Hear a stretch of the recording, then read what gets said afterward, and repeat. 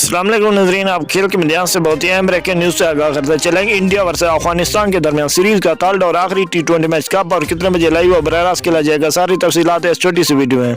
आपने वीडियो को आखिर तक वॉच करना है, चैनल को सब्सक्राइब करना है, कमेंट्स में अपनी फेवरेट टीम का नाम बताना है। नजरीन, आपको बताते चलेंगे इंडिया वर्सेस अफगानिस्तान के दरमियान सीरीज का थर्ड और आखिरी T20 मैच आज पाकिस्तान टाइम के मुताबिक 6:30 बजे और इंडिया टाइम के मुताबिक 6 बजे लाइव और बराह रास्त खेला जाएगा।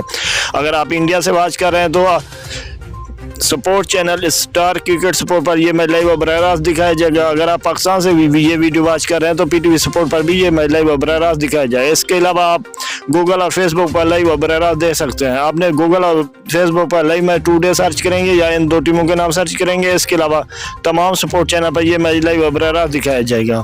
इस चैनल से आपको हाईलाइट की सूरत में अपडेट मिलती रहेगी। शुक्रिया नजरीन, हमारी वीडियो देखने का। मिलते हैं नेक्स्ट वीडियो साथ में। इजाज़त, अपना ख्याल रखिएगा। अल्लाह हाफिज़।